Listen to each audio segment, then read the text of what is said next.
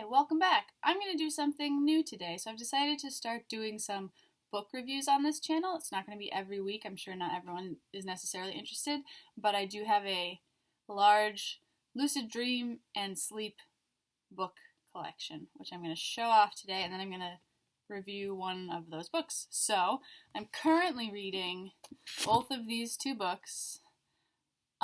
They're both really scientifically heavy. This is mostly just an overview of research. It's volume 1 of 2, with the second volume being more about like psychology and anthropology. This is hard science.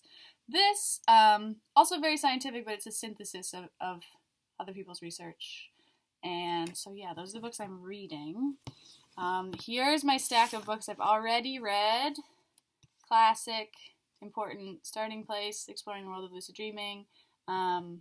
A more recent, The Field Guide. And yeah, I do sometimes just read books about sleep.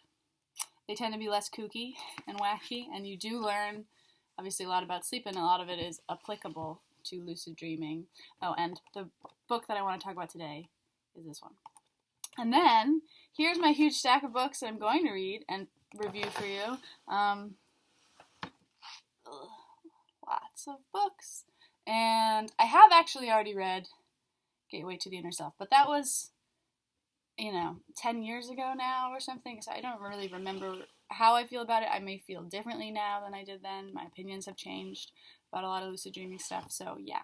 I'm going to read a bunch of books and review them so that maybe you can make a bit of a more informed decision as to what you want to be reading.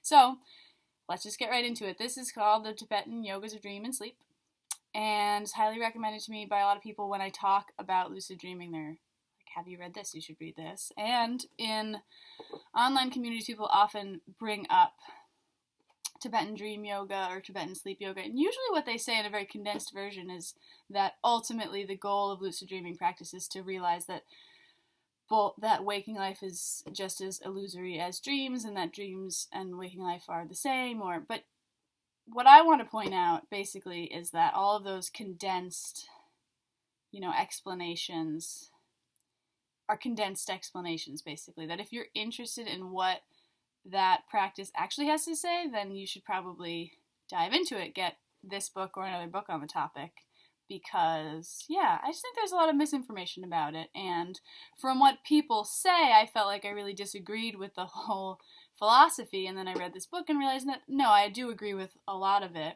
but a lot of the cultural stuff is lost in translation for me, when we get into, when this author gets into talking about, chakras and various visualization techniques that just have no meaning for me, that are just really lost in translation.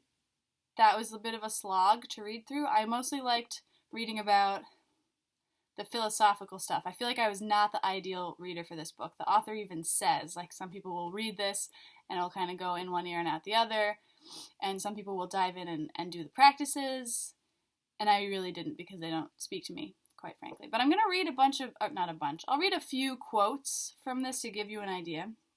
Some things that I liked and had feelings about. So he writes, many Westerners who approach the teachings do so with ideas about dream based in psychological theory. Subsequently, when they become more interested in using dream in their spiritual life, they usually focus on the content and meaning of dreams. Rarely is the nature of dreaming itself investigated.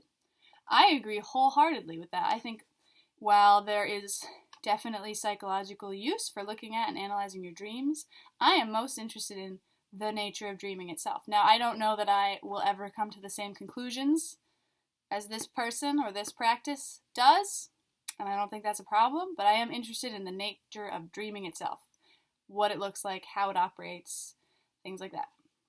So, here's another quote. Just as it takes practice to recognize the illusory nature of dream while asleep, we must practice to realize the illusory nature of waking life. So that's the thing that people most seem to take away from this and talk about. But, yeah, you have to define illusory, life is transient, ever-changing. I can definitely see some similarities between waking and dreaming life, but I resist conflating them as exactly the same. And I'm actually going to make an entire video about that, about dreams and philosophy and what people take away from dreams and what they mean for reality, so I'm not going to get into that today. I'm just kind of trying to give you an idea of what this book is like, see if you're interested, or if you would agree or disagree with what it says. This is about dream analysis. He writes, "The meaning of a book, like a dream, is subject to interpretation. Two people can read the same book and have entirely different experiences. One person may change her whole life based on the meaning she has found, while her friend may find the book only mildly interesting or not even that. The book has not changed. The meaning is projected onto the words by the reader and then read back." So that's an analogy to dream analysis, and I definitely agree with that. There is no one meaning to a dream. You often see people in online forums asking, "I dreamt about this, what does it mean?"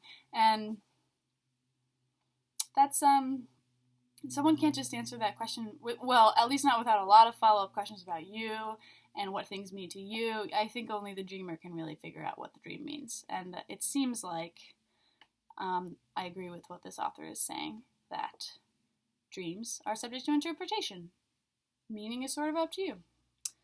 Finally, if one is not aware in dream, then one is unlikely to be aware in the bardo after death. So this whole philosophy kind of supposes some things that I don't agree with, but ultimately it is about the transitions from waking to sleeping, and sleeping to waking, waking, sleep, sleep, wake, and ultimately death. And that's a big part of the point. So if you are interested, if you like those quotes I just read, a lot of the book is stuff like that, the philosophical dream stuff, although be warned, there are long chapters of the practice of dream yoga and visualization techniques and chakra stuff, and if you're not interested in that, that's a big portion of the book. So that's this book. Yeah. Let me know in the comments if you are interested in me doing more book reviews. I mean, I'm planning on it, but also if you think that one of the books that you saw, I know I kind of just showed them really quickly, but if you think you really would like me to talk about one of those, I can put that higher up in the queue. And please subscribe, because I make videos every week. Okay, thanks.